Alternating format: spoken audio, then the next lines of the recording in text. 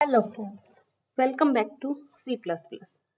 आज हम सीखेंगे कि हम इंटीजर पे बेसिक ऑपरेशंस कौन कौन से कर सकते हैं एंड हम आज इसका कोड भी देखेंगे। अभी तक हमने सीखा कौन कौन से डेटा टाइप्स होते हैं, डेटा टाइप्स की क्या नीड है, वेरिएबल्स हम क्यों यूज करते हैं। आज हम ये देखेंगे कि ये वेरिएबल्स को यूज कैसे करते हैं, इन वेरिएबल्स के नेम्स क्या क्या हो सकते हैं एंड देन इंटीजर्स पे कौन कौन से ऑपरेशंस कर सकते हैं एंड उनको कैसे करते हैं कोड में। सिंटेक्स क्या होता है, बेसिकली आज हम इनका सिंटेक्स भी देखेंगे। तो ये कुछ बेसिक ऑपरेशंस हैं जो कि हम इन वेरिएबल्स पे कर सकते हैं। अभी तक हमने देखा था कि हम जो सी आउट में डबल कोट्स में जो भी लिखते हैं वो इसको एज इट इज प्रिंट कर देता है। वो कुछ भी हो, हमें फर्क कंप्यूटर को कोई मतलब नहीं है कि हमने इसके अंदर क्या लिखा है। हम डबल कोट्स में जो भी कुछ लिखेंगे सी आउट सिंटेक्स में वो उसे एज इट इज प्रिंट कर देगा। ओके, अब हम देखते हैं कि वेरिएबल्स को कैसे यूज करते हैं। हमें इंट टाइप का वेरिएबल चाहिए तो पहले इंट लिखा, डेटा टाइप लिखते हैं सबसे पहले एंड देन वेरिएबल्स के नेम्स। हमने लिखा ए, उसके बाद आता है सेमीकोलन। इसमें मोस्टली सिंटैक्सेस के बाद सेमीकोलन आएगा सी प्लस प्लस में। ओके, अब ये एक ए नाम का क्या हो गया, एक वेरिएबल डिफाइन हो गया। तो कंप्यूटर इसमें क्या करता है कि ये किसने, जैसे ही हमने ए लिखा, इंट ए मिला इसको, तो इसने क्या किया, एक मेमोरी ब्लॉक बना दिया। कहीं पे भी कंप्यूटर में, हार्ड डिस्क में, रैम में, अभी आपको उससे मतलब नहीं है कि कहाँ पे बनाता है। धीरे धीरे हम उसमें भी सीखेंगे कि मेमोरी ब्लॉक कहाँ पे बनाता है, वेरिएबल्स को कहाँ पे स्टोर करता है। अभी आप एज्यूम कर लो कि किसी भी मेमोरी में कहीं पे भी इसने एक मेमोरी ब्लॉक बना दिया जो कि है हमारे पास 4 बाइट्स का। इसका नाम दे दिया ए। अब इसके अंदर हम अगर कुछ भी वैल्यू अगर हमने लिखा ए इक्वल्स टू 3, तो ये क्या करेगा, उस 3 को ए के अंदर डाल देगा। अब हम कहीं भी अगर ए लिखेंगे तो जाके देखेगा कि इसके अंदर क्या वैल्यू है, वो उठाएगा एंड उसको उससे रिप्लेस कर देगा। ओके, अगर इसके बाद अगर मैंने किया कि a इक्वल्स टू 5, तो ये क्या करेगा, उसके अंदर 5 को डाल देगा और 3, पहले 3 को हटा देगा एंड देन 5 को डाल देगा। तो ए के अंदर, ए ब्लॉक के अंदर 5 आ जाएगा। इस तरीके से एक मेमोरी ब्लॉक डिफाइन कर देता है जिसका नाम वो हो जाता है जो हमने इस वेरिएबल का नेम दिया। अब ये वेरिएबल्स के नेम क्या क्या हो सकते हैं, हम कुछ भी नेम दे सकते हैं इसका। हाँ, कुछ भी दे सकते हैं, बट कुछ कंस्ट्रेंट्स होते हैं। अब वो कंस्ट्रेंट्स क्या है, सबसे पहली चीज कि हम इसमें 3 ही चीजें यूज कर सकते हैं। या तो अल्फाबेट्स यूज कर सकते हैं, या फिर डिजिट्स यूज कर सकते हैं, या फिर एक ही एक्स्ट्रा सिंबल यूज कर सकते हैं, स्पेशल सिंबल यूज कर सकते हैं विच इज अंडरस्कोर। ओके, ये 3 चीजों से मिलके बनता है हमारा वेरिएबल का नेम। जरूरी नहीं हमें तीनों ही हर वेरिएबल के नेम में यूज करना है, बट हम ये 3 के अलावा कुछ कोई भी एक्स्ट्रा सिंबल यूज नहीं कर सकते। बट वेरिएबल का जो नेम होता है वो स्टार्ट हमेशा अल्फाबेट्स या अंडरस्कोर से होगा, वो डिजिट से स्टार्ट नहीं हो सकता। तो अब इसने एक वेरिएबल बना दिया ए नाम का। अब सबसे पहले हमें इसमें ऑपरेशंस करने से पहले ये सीखते हैं कि अब हमें इसकी वैल्यू अगर प्रिंट करनी हो तो हम कैसे करेंगे। जैसे आप देखते हैं, हम नेटफ्लिक्स, हॉटस्टार सब यूज करते हैं, वो हमसे मांगता है हमारा नेम, कोई प्रोफाइल बनाने के लिए नेम मांगता है। हमने अपना नेम डाला तो हमेशा जब भी हम अपनी प्रोफाइल पे क्लिक करते हैं तो हमारा नेम आ जाता है। वो नेम किसी वेरिएबल में स्टोर हुआ था, उसने उस वेरिएबल की वैल्यू हमेशा हमें प्रिंट कर दी। तो अब एक वेरिएबल की वैल्यू को प्रिंट कैसे करते हैं, हमने देखा है कि सी आउट में हम डबल कोट्स के अंदर जो भी लिखेंगे वो उसको एज इट इज प्रिंट कर देगा। अगर अब हम इसमें इसके अंदर ए लिखेंगे तो वो इस ए को एज इट इज प्रिंट कर देगा, वो इस ए की वैल्यू को प्रिंट नहीं करेगा। ये देखिए, इसने ए को एज इट इज प्रिंट कर दिया। अगर हमें ए की वैल्यू को प्रिंट करना है तो हम क्या करेंगे, अगर हमें किसी भी वेरिएबल की वैल्यू प्रिंट करनी होती है हम उसे बिना डबल कोट्स के लिखते हैं। वो समझ जाते हैं कि कोई वेरिएबल है, मतलब ये किसी मेमोरी ब्लॉक को डिफाइन कर रहा है और उसके अंदर कुछ वैल्यू है जो कि उसे प्रिंट करनी है। ए किसी ब्लॉक का नेम है जिसके अंदर कुछ वैल्यू है जो उसे प्रिंट करनी है, वो जाके उस वैल्यू को प्रिंट कर देता है। अगर आप बिना डबल कोट्स के लिखेंगे तो ये समझ जाएगा ये वेरिएबल है और उसकी वैल्यू प्रिंट करनी है। अगर आप डबल कोट्स में लिखेंगे तो वो उसको एज इट इज प्रिंट कर देगा। अब अगर हमें वेरिएबल एंड कुछ एज इट इज भी प्रिंट करना है, जैसे अगर हमें लिखना होता कि वैल्यू इज 3, तो हम कैसे लिखेंगे, तो हम कैसे प्रिंट करेंगे। तो हम ऐसा कर सकते हैं डबल कोट्स में लिखा वैल्यू इज क्योंकि वो एज इट इज प्रिंट करना है हमें, एंड उसके बाद हमें चाहिए उस वेरिएबल की वैल्यू।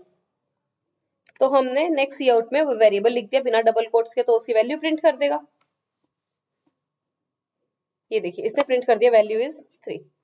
या इसका एक सिंपल सा तरीका है, हाँ एक और चीज, ये हमने ये लिखा, इसमें तो हमने कुछ भी लिख दिया, हमने तो ये सिंटेक्स सीखा ही नहीं था।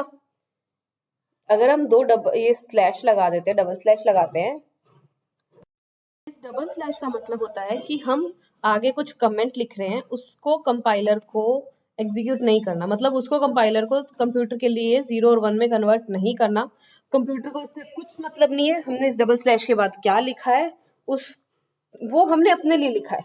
जैसे हम एग्जाम देते हैं, उसमें हमें रफ पेपर मिलता है, उसमें हम कुछ भी लिखें, एग्जामिनर उसको चेक नहीं करेगा।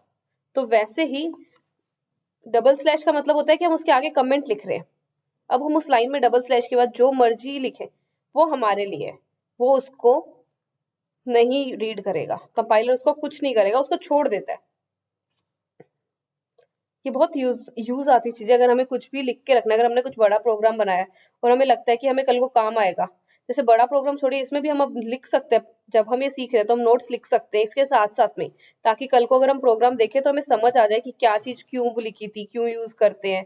हम अपने नोट्स अपने प्रोग्राम के अंदर भी बना सकते हैं यूजिंग दीज कमेंट्स। अब सी आउट का एक तो सिंटेक्स हमने ये सीखा कि हम अलग अलग सी आउट लगा दें, जो डबल कोट्स में लिखना है, जिसको एज इट इज प्रिंट करना है और जिसको ऐसे जिसकी वैल्यू प्रिंट करनी है। हमें बेसिकली करना क्या था, वैल्यू इज ये प्रिंट करना था, वैल्यू इज एंड देन ए की जो भी वैल्यू उसको प्रिंट करना है। तो इसका एक सिंपलेस्ट वे है, हम ऐसा लिखें cout and then value is, जो हमें लिखना, जो हमें प्रिंट करना है हमने उसको लिख दिया, एंड जिसको फिर एज इट इज प्रिंट करना है उसको डबल कोट्स में डाल दो, जिसकी वैल्यू प्रिंट करनी है उसके और डबल कोट्स के बीच में ये सिंबल लगाए, एंड देन लास्ट में सेमीकोलन लगा दो। ये सिंटेक्स, ये लाइन सेम इन दो लाइंस की तरह वर्क करेगी। अगर हम इसको रन करके देख लेते हैं, तो अभी तक हमने सीखा कि हमें वेरिएबल्स को कैसे यूज करते हैं, हम वेरिएबल्स की वैल्यू को प्रिंट कैसे करते हैं, वेरिएबल्स की वैल्यू एंड कांस्टेंट को भी कैसे एक साथ में प्रिंट करते हैं। हमने प्रिंटिंग का वे सीखा एंड वेरिएबल्स को कैसे यूज करते हैं ये सीखा। अब इन वेरिएबल्स पे ऑपरेशंस कैसे करते हैं वो सीखते हैं। अभी हमने देखा था कि 5 टाइप के बेसिक ऑपरेशंस कर सकते हैं इंटीजर्स पे। सबसे पहले हम देखते हैं कि ऐड कैसे करेंगे। ऐड में हमें क्या करना है, एक वेरिएबल लिया सी, उसके अंदर हमने 2 वेरिएबल्स की वैल्यूज को ऐड करके डाल देना है। तो 2 वेरिएबल्स चाहिए, तो हम यहाँ पे एक कोमा लगा के कितने भी वेरिएबल्स को डिफाइन कर सकते हैं, या तो हम अलग अलग से लाइन में लिख सकते हैं, इंट ए ऊपर लिख दिया, फिर बी यहाँ लिख दिया, फिर सी यहाँ लिख दिया, नहीं तो हम कोमा लगा के एक साथ में एक लाइन में भी कर सकते हैं। जैसे आपको कन्वीनियंट लगे आप कर सकते हैं। अब हमने ए और बी की वैल्यू दे दी एंड देन सी के अंदर इसका ऐड डाल दिया। अब यहाँ पे हम लिखते हैं, हमें क्या करना है प्रिंट, कि सम इज एंड देन सी की वैल्यू।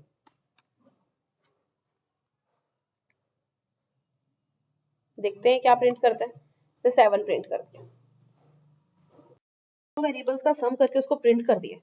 अब अगर हमें ऐसा प्रिंट करना होता कि 3 + 4 = 7, तो 3 क्या है, 3 कौन सा वेरिएबल है, किस वेरिएबल की वैल्यू है, ए। बेसिकली हमें प्रिंट करना होता a + b = c। तो हम इसको कैसे लिखेंगे, कैसे प्रिंट करेंगे, अभी हमने सीखा कि जो हमें प्रिंट करना है उसको लिख दो, लास्ट में लगा दो सेमीकोलन, जिसको एज इट इज प्रिंट करना है उसको डबल कोट्स के बीच में डाल दो, and double quotes and variables के बीच में ये सिंबल यूज कर दो। ये सिंपलेस्ट वे है।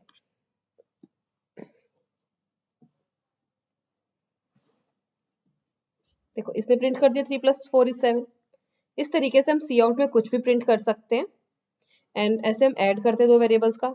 अगर अब हमें सब्ट्रैक्ट करना होता तो बस यहाँ पे माइनस लगाएं, यहाँ पे भी माइनस, इसको रन कर दिया तो ये हमें प्रिंट कर देगा सब्ट्रैक्ट करके। 3 minus 4 is -1. मल्टीप्लाई का सिंबल क्या होता है? एड सब्ट्रैक्ट देखा, मल्टीप्लाई का सिंबल ये होता है C++ में हम ये सिंबल यूज करेंगे तो ये मल्टीप्लाई कर देगा दोनों वेरिएबल्स का एंड देन मल्टीप्लाई को प्रिंट कर देगा। इस तरीके से हम दो इंटीजर्स का मल्टीप्लीकेशन करते हैं। 3 into 4 is 12। अब अगर हमें डिवाइड करना है, डिवाइड करने के लिए हम a की वैल्यू थोड़ी बड़ी ले लेते हैं 9। तो ये इंटीजर है, ये फ्लोट वैल्यूज को स्टोर नहीं करता, ये पॉइंट के आगे वैल्यू स्टोर नहीं करता। तो ये क्या करेगा, ये डिवाइड करेगा, पॉइंट के आगे जो भी आएगा उसको छोड़ देगा, उससे पहले की वैल्यू को एज इट इज प्रिंट कर देगा। सॉरी, मैं सी आउट में सिंबल चेंज करना भूल गई थी, यहाँ पे डिवाइड का सिंबल लगा देते हैं। सो 9 डिवाइड बाय 4 इज 2। ये आएगा 2 पॉइंट समथिंग, तो पॉइंट के आगे की वैल्यू को ये छोड़ देता है एंड उससे पहले की वैल्यू को प्रिंट करता है। ये हो गए 4 basic operation. Fifth operation is remainder. Remainder क्या करता है, ये परसेंटेज, इसके लिए हम सिंबल यूज करते हैं परसेंटेज। परसेंटेज का मतलब होता है कि रिमाइंडर दे देगा। तो ये क्या करेगा, इन दोनों को डिवाइड करेगा, जो रिमाइंडर आएगा उसको प्रिंट कर देगा। सो 9 डिवाइड बाय 4 रिमाइंडर आता है 1, 1 प्रिंट कर दिया। वही यहाँ पे 8 होता तो वो तो रिमाइंडर 0 आएगा, क्योंकि इसमें तो डिवाइड होता है, 8 तो 4 से डिवाइड होता है, तो ये 0 प्रिंट कर देगा क्योंकि इसका रिमाइंडर 0 आया। तो ये परसेंटेज होता है रिमाइंडर। ये बहुत यूजफुल ऑपरेशन है। आगे जब हम बहुत अच्छे अच्छे प्रोग्राम्स करेंगे तो हम देखेंगे कि हम रिमाइंडर को बहुत यूज करेंगे। तो ये बेसिक 5 ऑपरेशंस हम इंटीजर पे करते हैं। Thanks for today.